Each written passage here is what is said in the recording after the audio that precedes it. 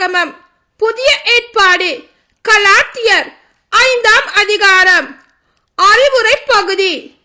கிறிஸ்தவரின் உரிமை வாழ்வு. கிறிஸ்து அடிமை நிலையில் இருந்து நம்மை விடுவித்து நமக்கு உரிமை வாழ்வு அளித்துள்ளார். அதில் நிலைத்திருங்கள்.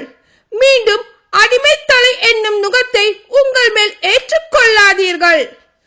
பவுலாகிய நான் உங்களுக்கு சொல்லுகிறேன், நீங்கள் விருத்த சேதனம் செய்து கொண்டால் கிறிஸ்துவால் உங்களுக்கு பயனே இல்லை. விருத்த சேதனம் செய்து கொள்ளும் ஒவ்வொருவருக்கும் திருச்சட்டம் முழுவதையும் கடைபிடிக்க கடமை உண்டு என்பதை நான் மீண்டும் வற்புறுத்தி கூறுகிறேன். திருச்சட்டம் சார்ந்த செயல்களால் இறைவனுக்கு ஏற்புடையவர் ஆக முயலும் நீங்கள் கிறிஸ்துவுடன் உறவற்று போய்விட்டீர்கள், அருளை இழந்து விட்டீர்கள். ஆனால் நாம் தூய ஆவியின் துணையால் நம்பிக்கையின் வழியாய் இறைவனுக்கு ஏற்புடையவர் ஆக்கப்படுவோம் என்னும் எதிர்நோக்கு நிறைவேறும் என ஆவலோடு காத்திருக்கிறோம். கிறிஸ்து இயேசுவோடு இணைந்து வாழ்வோர் விருத்த சேதனம் செய்து கொண்டாலும் செய்து கொள்ளாவிட்டாலும் அவர்களுக்கு எப்பயனும் இல்லை. அன்பின் வழியாய் செயலாற்றும் நம்பிக்கை ஒன்றே இன்றியமையாதது. நீங்கள் நன்றாகத்தானே முன்னேறி வந்தீர்கள். அப்படி இருக்க உண்மைக்கு கீழ்ப்படியாதபடி இப்போது உங்களை தடுத்தவர் யார்? இவ்வாறு செய்ய தூண்டியவர் உங்களை அழைத்த இறைவன் அல்ல. சிறிதளவு புளிப்பு மா பிசைந்த மாவு முழுவதையும் புளிக்க வைக்கிறது.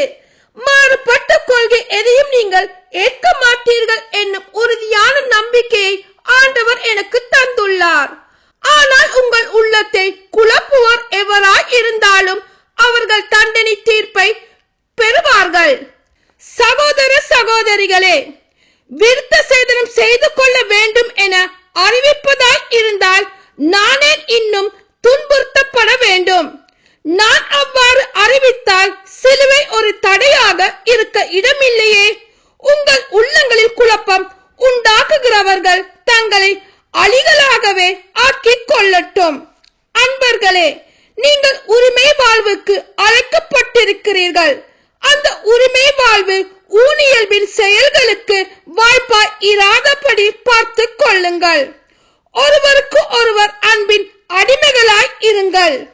உன் மீது நீ அன்பு கூறுவது போல உனக்கு அடுத்திருப்போர் மீது அன்பு கூறுவாயாக என்னும் இந்த ஒரே கட்டளையில் திருச்சட்டம் முழுவதும் நிறைவு பெறுகிறது.